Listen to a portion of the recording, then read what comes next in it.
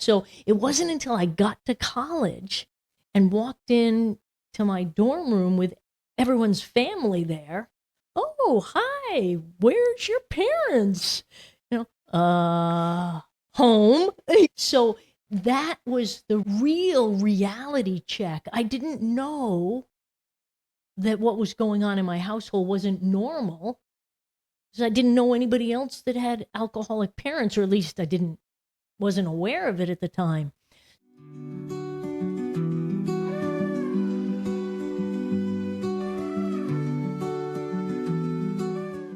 Hey guys, welcome to this week's episode of Young and Sober. I am very excited for the episode that we have in store for you today.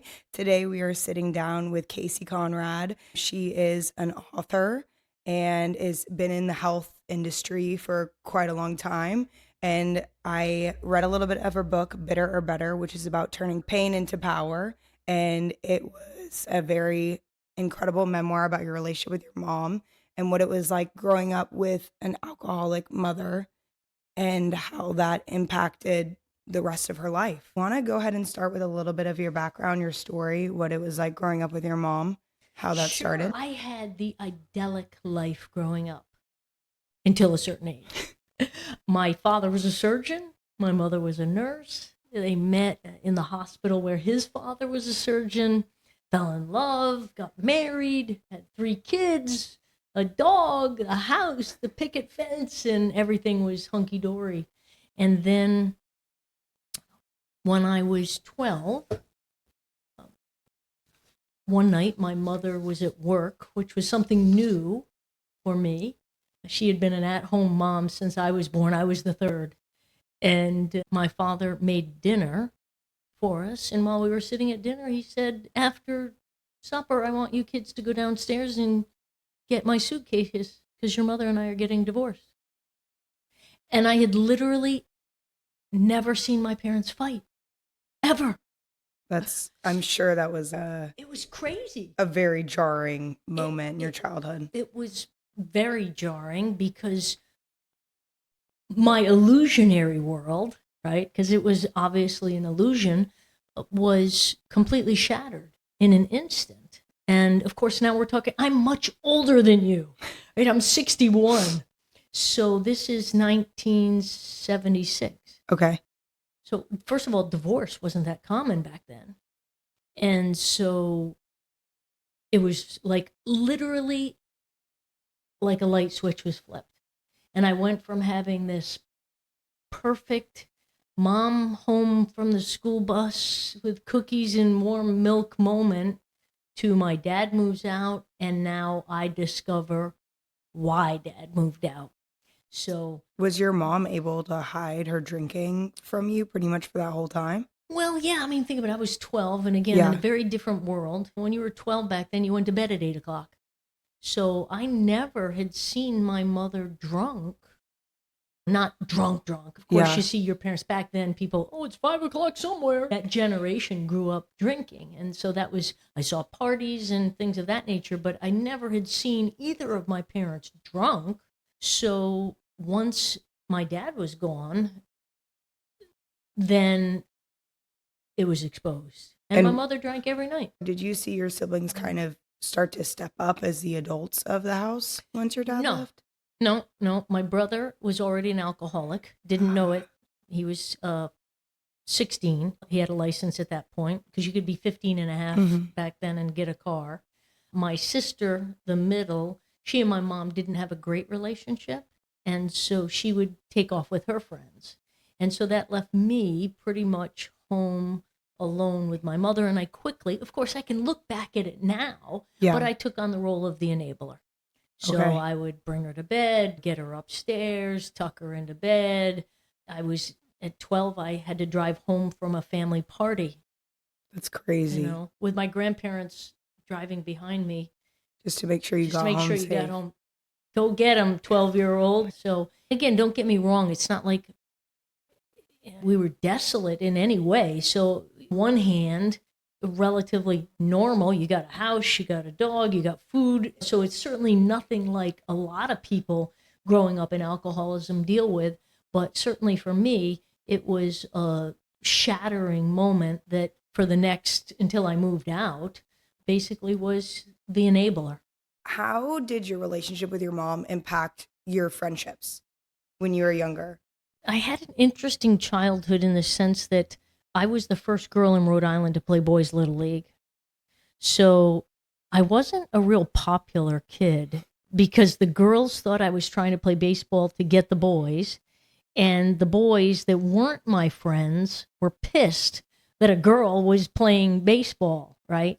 So I had really two good guy friends. There was no girls my age in my neighborhood. And my sister was a really girly girl, and I was a total tomboy. And there was a limited number of people that came into my household as friends. That didn't really impact me until college. Okay. It wasn't until college that I realized how screwed up my life was. Not to ruin the whole story of the book, but like, if I didn't want to go to school after my dad left, I would just say, I don't want to go to school today. My mother would write a note. And it's, again, she wasn't a bad mother in the sense of there was nothing that we needed. I can justify this all I want, right? Yeah. So emotionally, there was, of course, lots of issues. I looked at colleges by myself, got in the car, looked at colleges. And I packed up and left for college by myself. So it wasn't until I got to college and walked in to my dorm room with everyone's family there. Oh, hi, where's your parents? Home. So that was the real reality check. I didn't know that what was going on in my household wasn't normal, because I didn't know anybody else that had alcoholic parents, or at least wasn't aware of it at the time. So when I got to college, I only brought someone home once, and it was a shit show. I got home, this is long before cell phones, and my mom knew that I was coming home. Back then, you got in a phone booth and you made a 5-minute phone call home to say, I'm going to come home this weekend. It was only 2.5-hour drive away, so it wasn't too far. Yeah. And so I brought a couple of my dorm mates home.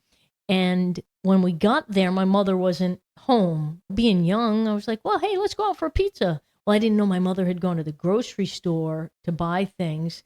And by the time we got back from going out for pizza, she was completely shit-faced in bed.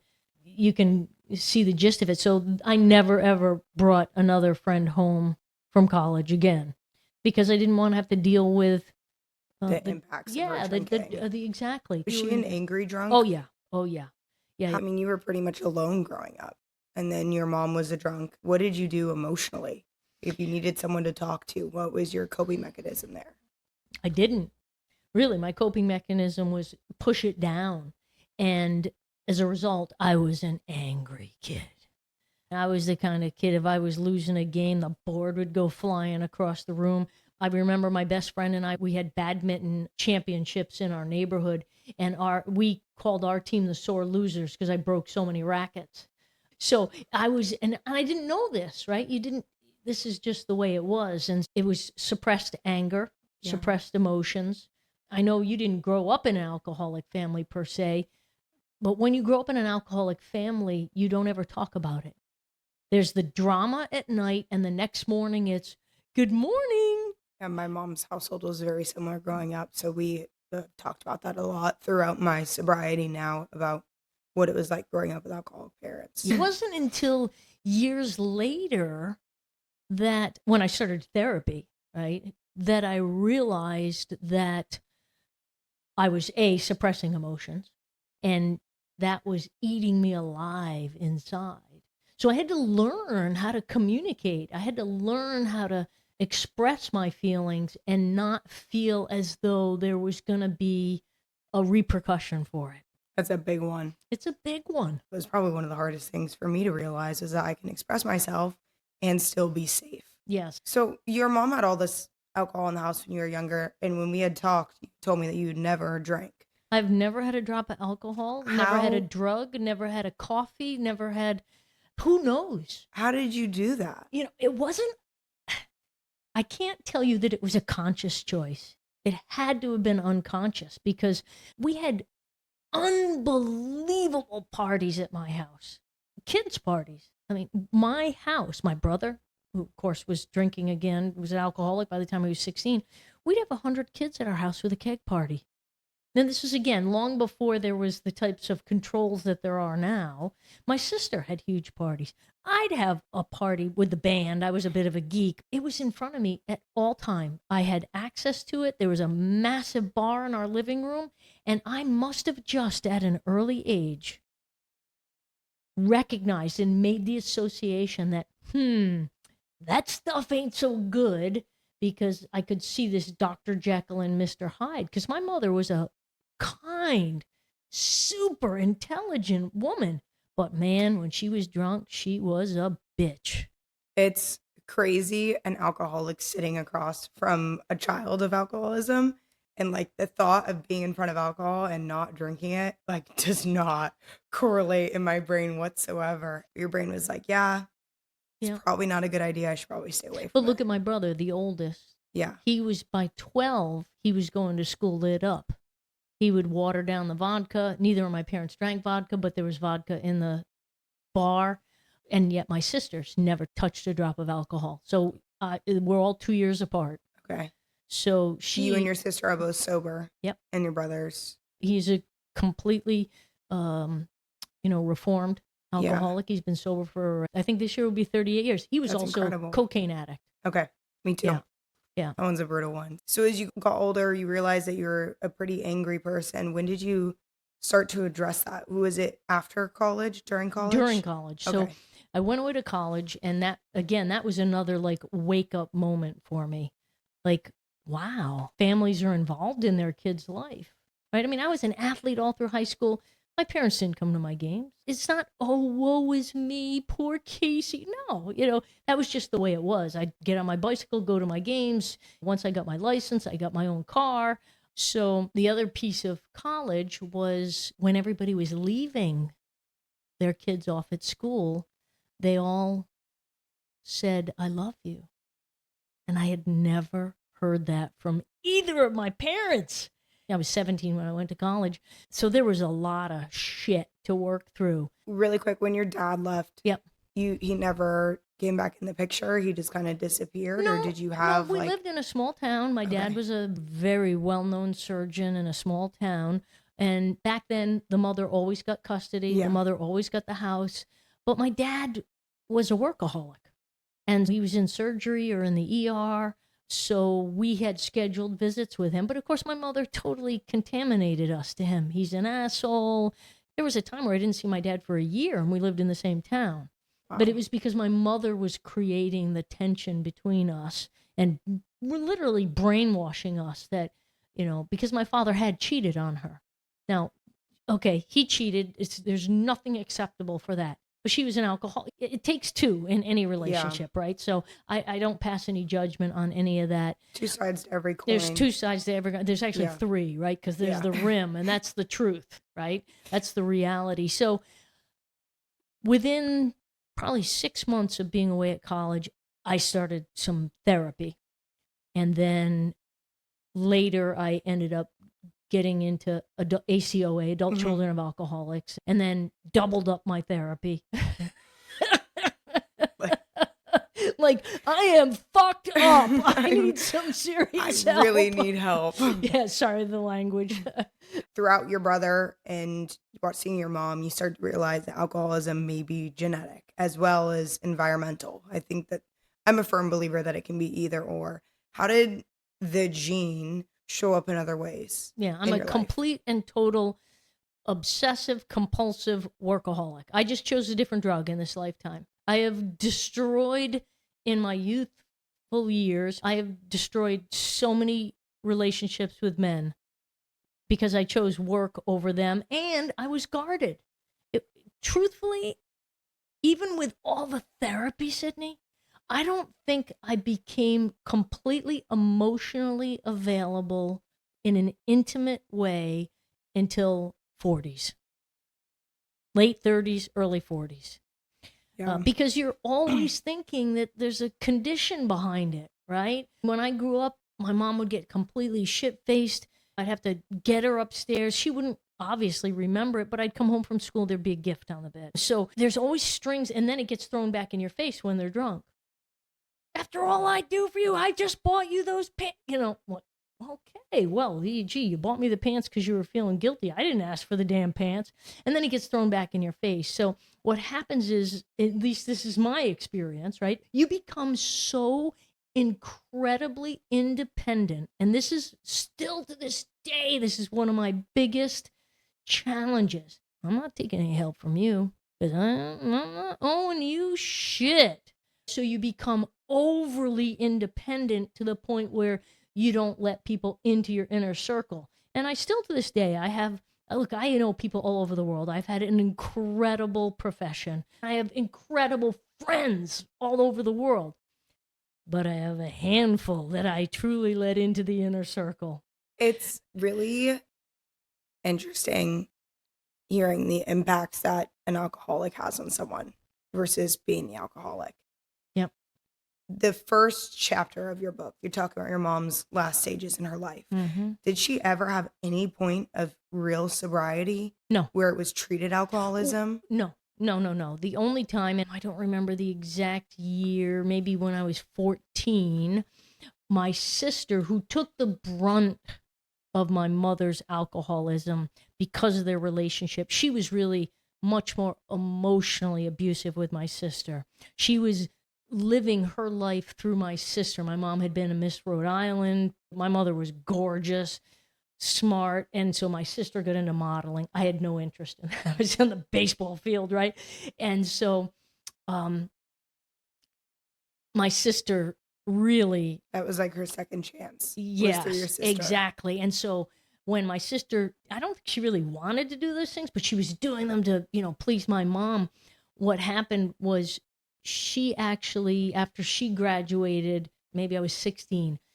Yes, because she was doing a trip across the country. She organized with my mother's brother, who's also an alcoholic, our grandfather, a great-grandfather, alcoholic, Irish descent, right? Yeah. So the genes are there in full living color. Anyway, she had talked to my uncle, and he agreed to pay for my mother's rehab. So this is maybe 1980. She was doing a cross-country trip, and she organized it so that my mom would come out to my uncle's, and then they'd drive back to Rhode Island. That was the story. And they got there, and they did an intervention, and my mother went off. Oh, I'm sure that was not pretty. It was not pretty. And that probably put the nail in the coffin for the relationship between my mother and my sister until very later in life. Never really repaired itself, even to this day after my mother's dead. But my mother came home and she was like, you ungrateful little shits, right? I'm going to show you I'm not an alcoholic. She stopped for 30 days. She says, I'll show you. I won't drink for 30 days. And she didn't. We were like, this is amazing. Like, we didn't think she could do that. The end of 30 days, we're out in the living room. She comes out to the bar, pours herself a scotch. Fuck you all. Oh my gosh. Yep. And did your heart drop in that moment? Was it like a glimmer of hope and then it just shattered? Completely. Because I was like, wow, maybe what a she wicked really mind game that is. Totally a mind game. So never again. Now, later, after college, she and I had a huge blow up. And for the first time in my life, I confronted her about it. And it didn't change, but it altered when she was around me. So if she came to my house, she and her husband carried a bar with them everywhere they went. Literally wouldn't go an hour drive without a bar in the car. No joke. But she would say, may I drink in your house? So she did become more aware. But then when she lived with me for the last 10 years of her life, then it was... all bets were off the table. Yeah, all bets were off the table at that point. Did you find yourself becoming not only the enabler, but also just trying to be the peacekeeper? She was drunk, or were you just trying to keep her happy? Yes.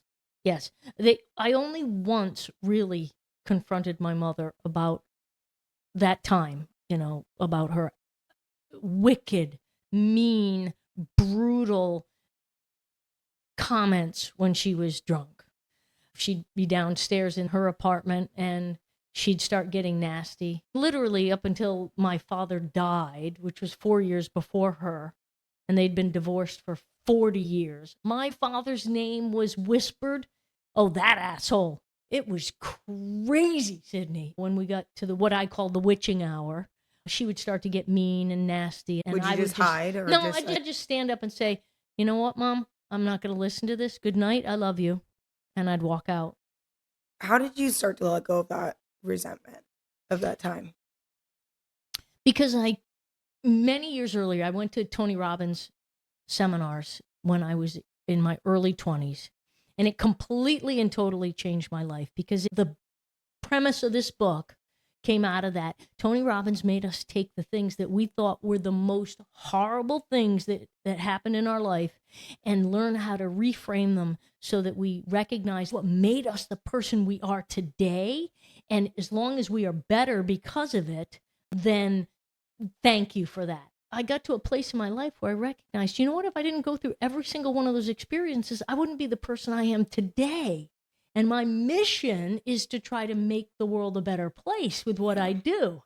And I love what I do. I've been so fortunate since the age of 25 to own my own business and do what I'm most passionate about. So that's how I just didn't allow it. And my spiritual practice as well. Did you ever feel like your identity was being built not being like your mom? Oh, absolutely. How did you separate that? Like from becoming, I just don't want to be like my mom to I'm going to step into Casey and like who I am. I think you get to a certain age and success in life where it's like when I was younger, I wanted to be successful to prove to everybody else that I could do it. Now I just do it because I want to do it. I want to help. Once you make a certain amount of money in your life, you're like, yeah, money doesn't give you happiness. That game no longer becomes the primary driver. And what becomes the primary driver is purpose. Yeah. And so I think I got to a certain tipping point in my life where I realized I'm not like my mother. So I don't need to live my life to not be like her, but just be Casey. And earlier you were justifying some of this stuff that your mom had done. Like when we first started talking, how do you forgive and still hold compassion for your mom without excusing what happened to you when you were younger? My spiritual belief is that we are souls having a human experience and that there is such a thing as reincarnation. So I believe that every experience that I have had and will continue to have in this lifetime, I asked for to make me a better person. I have a choice in this moment. I can become more godlike, meaning love, or I can become more devil-like or anti-love, right? Resentment, hate, bitterness, lust, greed, all of those things. When I was in India speaking, I took some time to actually vacation there. And one of the places that we stopped, there was this group of women that were like, when I say dirt poor, they didn't even have shoes.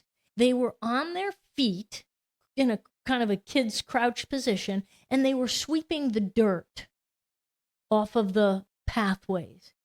And like no teeth, they were smiling and hello. And I said to the guide, how are they smiling? They have nothing and they're sweeping dirt. And he says, Casey, this is the difference between Eastern and Western cultures. He says, these women look around and see people that are less fortunate than them, and they believe that they asked for this lifetime so that they can come back and in the next life have a better life. And they know that they have to go through this in order to develop spiritually. So I believe that. And so I look at everything and I say, well, I'm not going to resent that because you know what? That made me into the person that I am today. And quite frankly, I love myself. I love the person I've become. And I love my life, right? So it's not even in my vocabulary, resentment. It gets to a point in recovery where there's a saying, you're either going to grow or you're going to go. And so it's like you have to break the cycle. So what are things that helped you break that cycle? I think awareness, first of all. I mean, no one's going to start to recover. And when I say recover, remember, I was a holic. I wasn't an alcoholic. And with that holic label comes some very bad perspectives on life. Like untreated alcoholism. Absolutely, positively. I was an untreated alcoholic. I did not do the work for years.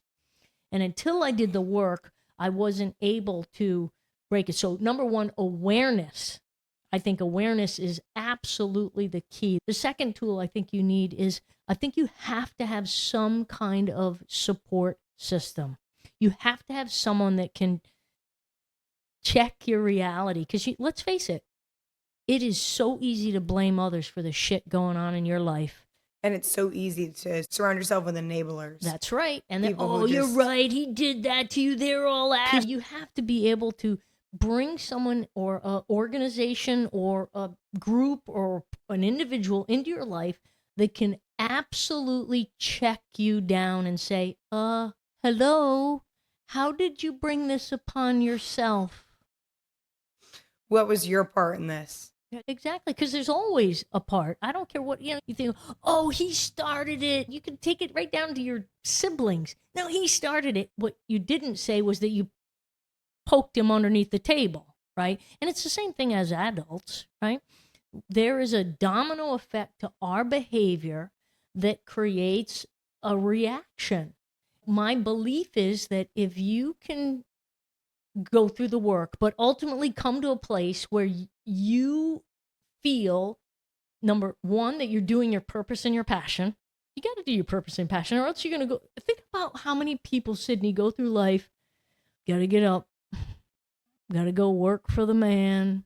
Gonna come home, pop a beer, sit down, watch it. Like, I don't even own a television. Right now, that doesn't mean that I don't watch media, right? I just have so many other better things that I can do with my days. So if you are not, number one, living your purpose and your passion, then you start to be like, I'm stuck here and I got to do this and I got to do that. You don't have to do anything. You are a free spirited person. You might have created that belief or that rule on yourself, right? I really do believe that we're put here on earth to have experiences that make us a better person, and you have a choice. You're either going to go better or you're going to go bitter, and you're either going to develop spiritually and have a greater impact on the world, or you're going to regress, be bitter, and you're going to come back again and again and again until you get it right. When my mom passed, and being there for somebody's last breath is extraordinary. And when it's the person that brought you into the world, no matter how much in that moment it was a relief because she was suffering, and it was pretty quick hospice. It was like 5 days. Wow. And it was her choice. She chose to come home instead of go to a nursing home, which was the greatest gift of all. She chose to not inconvenience me for another 6 months, 12 months. She chose death and convenience for me over life for her. Do you think that was like her apology? Or was it just... When we moved to Tennessee, she didn't want to move, but I had gotten the message from God that I needed to move. I didn't want to move. I was like, are you kidding me? I just opened a new business. I still have my mother, and I got to sell an office building and a house. And right, so it wasn't, I'd already had property in Tennessee with my sister for 10 years, but she didn't want to go when I told her about it. Yet I said, think about it, Mom. And I thought for sure she was going to shut it down. I don't know what I would have done if she hadn't agreed. But the next time I was downstairs, she said to me, I've thought about it, and I don't want to move to Tennessee. But it's not fair to you that I'm holding your life back. And that was November of 2020, and we moved in March of 2021, and she died in September of 2021. That all happened fairly quickly. So I think even if she maybe wasn't aware of that being a peace offering, she was conscious enough to know that she had already lived with me for almost 10 years and that I had made adjustments in my life for her. I'd do it all over again. I don't regret a single day. People say to me all the time, your mother's lived with you for 10 years. I'm like, yeah, don't be a little selfish prick. She did the first 18 of your life. You can't do the last 10 of hers? I just think with the way that you grew up, maybe people will struggle.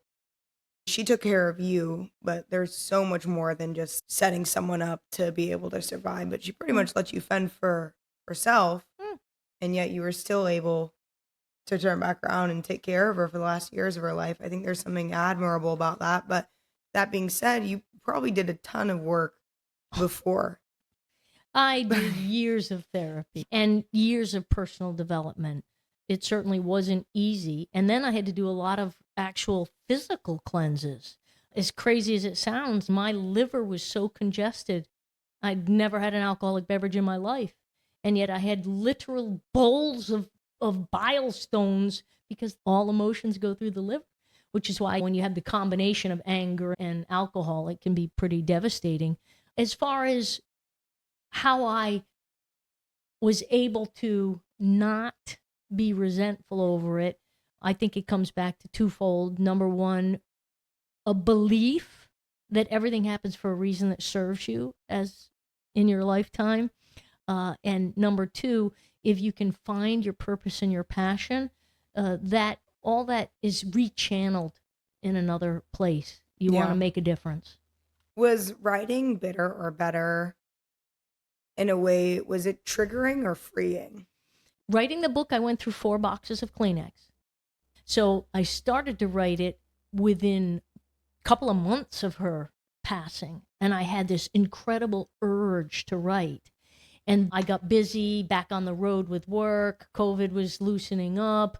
I got to Tennessee, started building a house. And literally the book sat completely untouched for over a year. So I finished writing the book in October of 25. I started writing it in October of 21. So it was a 4-year process with a huge pause in the middle because I unconsciously was having a hard time. Even though I wanted to write it, I was having a hard time. I felt that it would disparage my mother's memory. But, and that's another interesting story in the book that I won't blow for people, but I finally, something happened. There was a release of energy there. And then I went away and I finished the book in a week. If you were to talk to somebody who's an alcoholic and has kids, as an alcoholic kid, what would you say to that parent? I think the first thing I would say is you have no idea of the wounds that you are creating and setting that child up for failure. So actually, now that I stop and think about it, I guess the first thing I would say is, quick question. Would you like your child to be as successful as he or she could possibly be? And of course, every parent's going to say what? Yes. Right? I don't care how bad the parent is. No parent wants anything bad for their kid. Right? Yeah. And so then I would say, do you have any idea the amount of scars that you are creating emotionally for that child that will forever become roadblocks to their reaching true success, not just in their work life, but personal. most significantly in their personal life. I mean, look, I've never been married. Yeah. I'm 61. I probably never will be married. And I attribute a lot of that to the fact that my guards, as much work as I did, Sydney, that was definitely a fear of mine.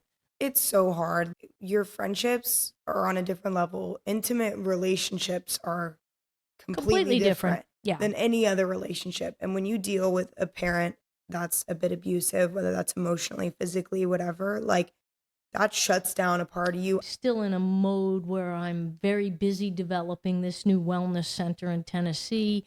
Now that's an excuse. I promised myself I would get on, what's it called? Tinder. Promised myself I would get on a dating app, and so I do want to. Look, and this is now you're going to really see where certain guards are still up. I want a man in my life, not my house. There's not an extra closet in my house. And I say that, okay, so obviously at 61, I'm not having kids, right? We've got grand nieces and nephews at this point, and I have been the world's greatest aunt. You want someone to add. But I want someone to augment my life, to add to it. I am a fulfilled person. This is part of the issue. I know it's going to sound warped. Not that you don't want some romance and some connection in your life. You do. And at the same time, I literally love what I do every day. It's not like I'm walking. You know how some people are single and they're like, I've got a friend, he's always looking for the next relationship. Yeah. And he's constantly saying to me, don't you want something? I said, well, yeah, but it happens. I know I have to be somewhat proactive, but I'm not lonely. I think that when you have true love in your life, love as in the whole universe, God love, right? When you are a loving person and you have loving relationships with your family. I mean, my brother and sister are my two best friends. That's amazing. How lucky am I for that, right? His alcoholism did not impact me at all. My brother and I were the closest. It was my sister because she was the middle child. Okay. She was the princess with my mother, and my brother and I were always in trouble. Riding motorcycles. We both got lots of beatings, I can assure you. But my sister moved back to Rhode Island right when she was having her first child, and she ended up coming and working with me for the next 20 some odd years.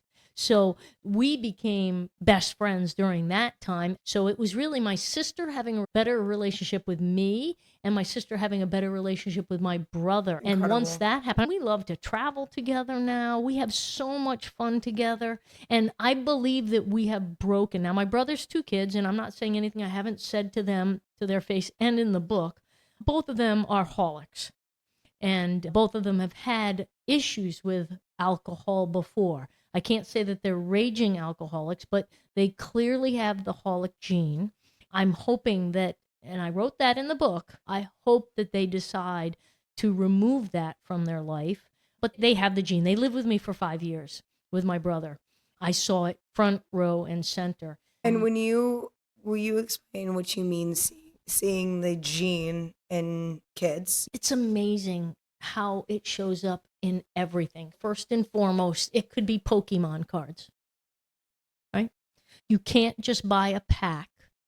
You want 10 packs, right? You take your niece out shopping and she likes this little top. Now she wants one in all 10 colors, right? It's the kids go out for Halloween and they come home and they have to try to eat all the candy. Where my sister's kids, although one of them has more of a holic gene than the other, more obsessive compulsive, meaning he gets into something and then he's uber focused on it, right?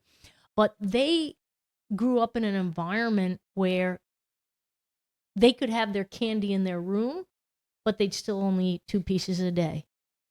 I could never have done that as a kid. I would have eaten the whole damn thing until I was sick. I never looked at it like that. That's such a fascinating. It is amazing. You can see it so early, Sydney, when you have been a witness to it, but not in it. You can see it. And even for me, I still to this day, I have to struggle with certain things. How do you manage gene in your work balance? What are some skills that you use to be like, okay, I need to take a break and I need to take a little bit of me time when you might be in that like workaholic phase? I have gotten to a place in my life where even though I'm a workaholic during certain times, I literally have a switch.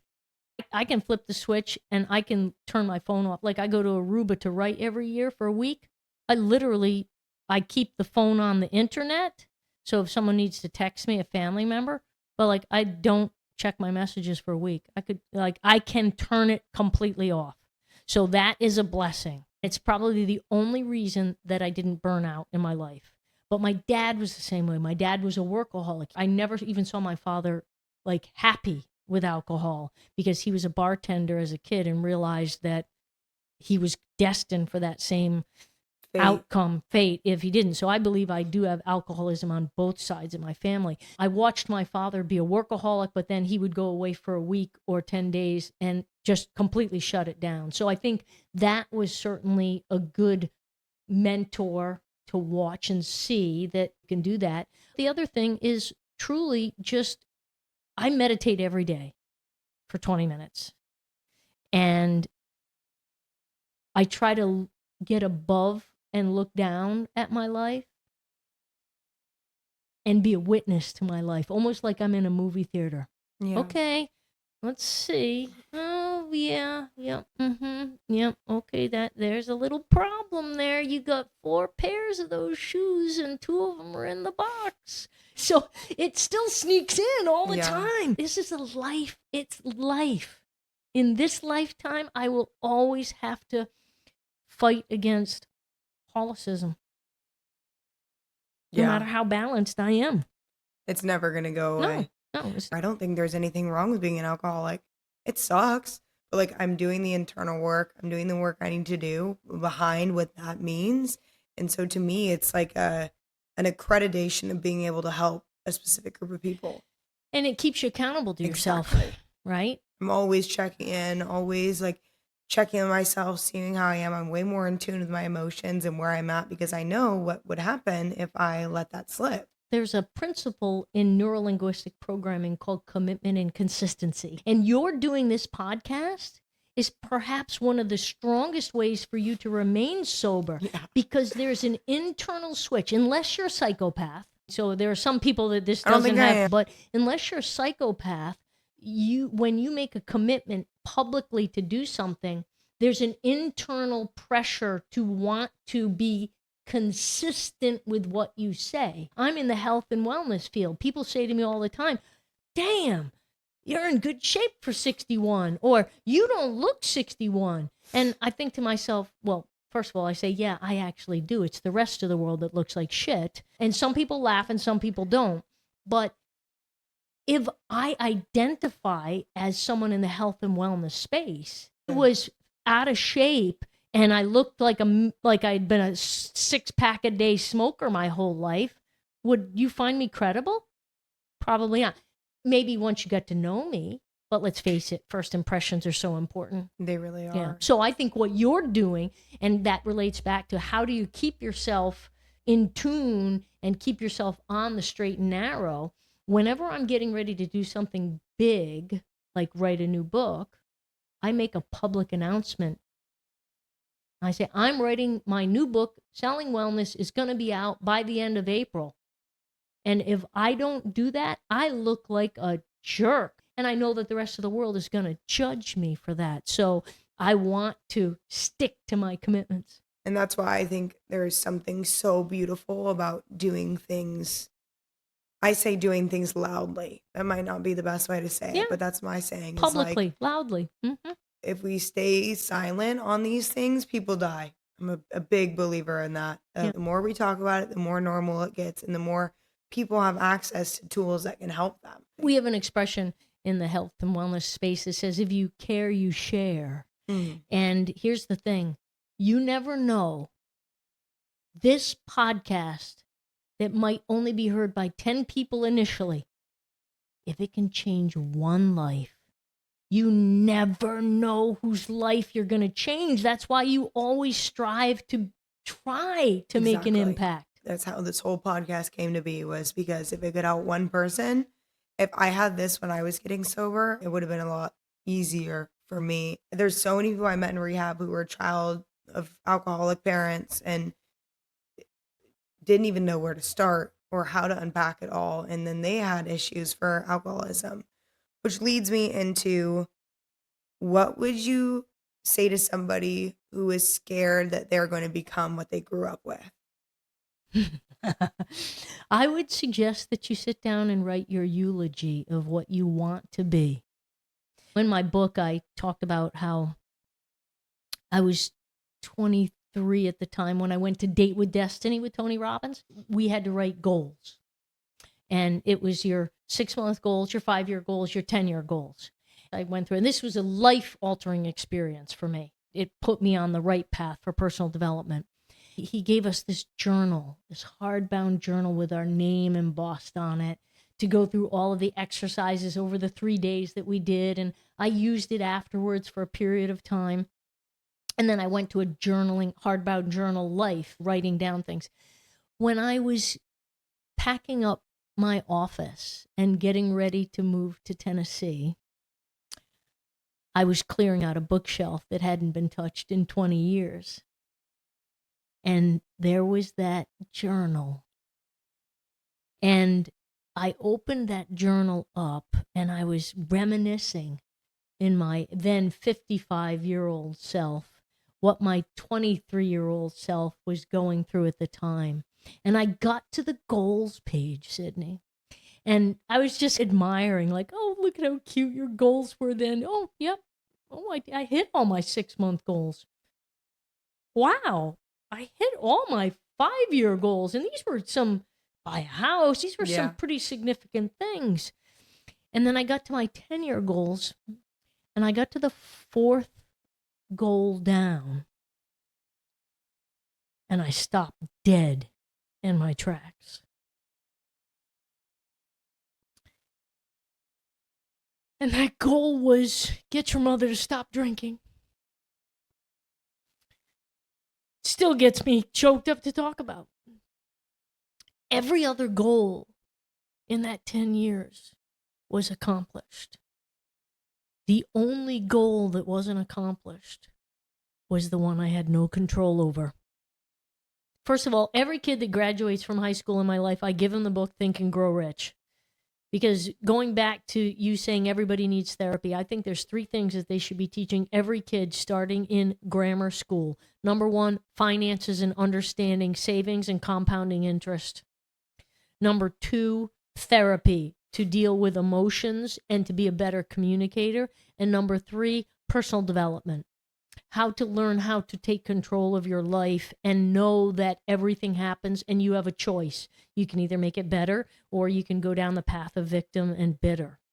And so what I say to someone who right now is saying, wow, I don't want to be like that parent or whatever it is, it might not even be alcohol. It just be a rotten person, right? I say, write your eulogy, because here's where the story about the goals comes in. You work unconsciously. Your brain isn't, this is why I'm a big fan of making vision boards every year. You've got to put it in your brain where you want to go. And if you have a big enough why, you'll figure out how to get there. It's so interesting because when we talk about vision boards, there's something that happens in your brain when you're doing something and you have to draw it or sketch it or use images instead of words. Your brain is an amazing thing. It's Ask incredible. and you shall receive, right? So we have to teach people how to ask for the right things. The brain can't take a negative. So we say this in NLP all the time. If I say, don't think of the color blue, I see blue. you have to see blue in order to then say, no, don't think of it. That's why we don't say to a kid, don't spill the milk, because they'll spill it. You say to them, keep that upright. And so with the brain, whatever you want to accomplish, you must picture it, state it, affirm it in the positive. And if you have a big enough why, you will always find a way. Look at the Michael Jordans, look at the Tom Bradys, right? These people didn't make their high school basketball team, were drafted 199th in the 6th round. They just were very clear about where they wanted to go, and then they put the work in. Yeah. And it's the same thing with any type of behavioral change, which of course alcoholism or holism or anything is. You still got to put the damn work in. It's not going to happen for you. You've got to go through the process and look at people. Like I look at my uncle, my mother's brother, and they were completely separated and did not have any relationship. It was actually a toxic relationship, and he didn't do the work. He's a dry alcoholic. To this day, he's still alive. He's a dry alcoholic. So you got to put the work in. When I was in addiction and people kept telling me to find my why, I never really understood what that means. So how would you explain what is finding your why and why is that important? Yeah, to put it in real simple terms, a why is what gets you up early in the morning and keeps you up late at night. We've all had, even if it's a little microcosm, right? Okay, college or high school, you didn't take all the week's prep, but now you're going to get an F. So in that moment, you had a big enough why and you stayed up all night and you wrote the paper, or you got up early to finish it, right? So it's something that gets you up early and keeps you up late. In my opinion, your why is your purpose and your passion that cross paths. What is your passion? What do you love to do? And then the purpose, why do you want to do that? And when you find those two things, you will be driven at an unconscious level to do it. First of all, because you love it, right? I love talking about personal development. I just feel like more people need to know about Think and Grow Rich and setting intentions and daily habits and meditation and goal setting and vision boards and masterminding and all these things that I don't think anybody comes into this world and says, I think I just want to get by. No, just get by in life. I don't want anything nice. Just nobody says that. Mm-mm. Now, they might have bigger goals, but they're so afraid of reaching or not reaching them, failing, that they don't want to verbalize them. But then that's where the skill set comes in. Yeah. So I always I say to the kids in my life, don't worry. I say, my dad wants me to go be an attorney. I'm an attorney, but I don't practice. But they say, I'm going into medical because I think I can make a lot of money. Money doesn't make you happy. I can absolutely promise you that, and look around at all the celebrities, and it's clear money doesn't make you happy, right? So what is it that you want to do? What do you love to do? What do you love so much that it doesn't feel like work? Yeah. And then why do you want to do that? What good are you going to do in the world because of that? And guess what? You'll always have a good life. You'll make enough money. Okay, you might not be a millionaire. My niece is a jeweler.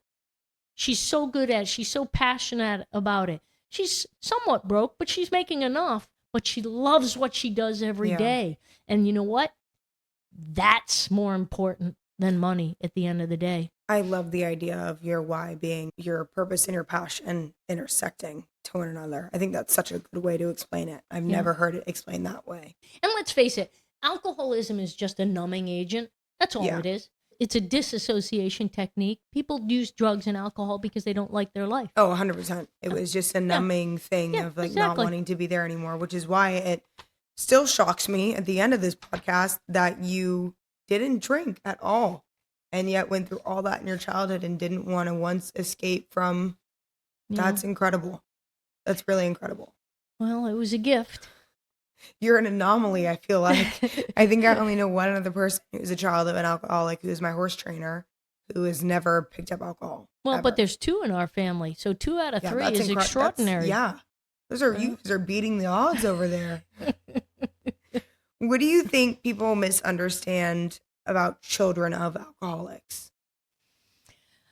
If you're not an adult child of an alcoholic, you really do not appreciate the depth of damage that happened. Well, you don't drink, Casey, so you weren't that affected by it. Clearly your brother was, because he was an alcoholic. So it's the emotional scars of adult children of alcoholic that, in my opinion, are the hardest. And I think that people don't realize how much manipulation is happening underneath the alcoholism that kids are affected by. Yeah. No matter what age. I almost feel like being the child of an alcoholic would almost be worse. I don't think you can really compare the two between an alcoholic and a child of an alcoholic. In a sense, you're getting all of the backlash by someone who's supposed to be your caregiver and your caretaker, and you have no one to go to and nowhere to run, and you're just there.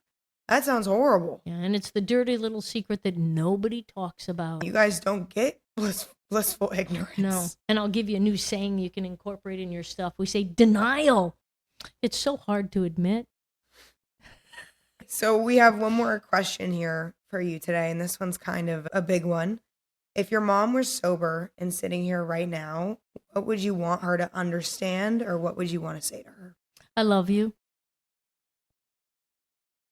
She gave me the gift that shaped me to be the person I am today. She is a soul who had a human experience. She and I will go around again in another lifetime, in another incarnation. I love you.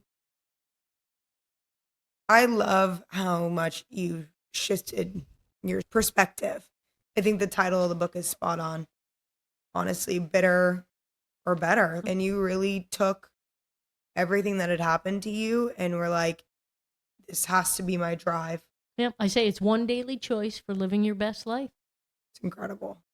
That's such a rare outlook, but it's nice, I think, for people on the podcast to hear someone who genuinely has a positive outlook on life. And that is actually like not a front or a mask or a faking it. Like, you've created this life for yourself off of your experiences.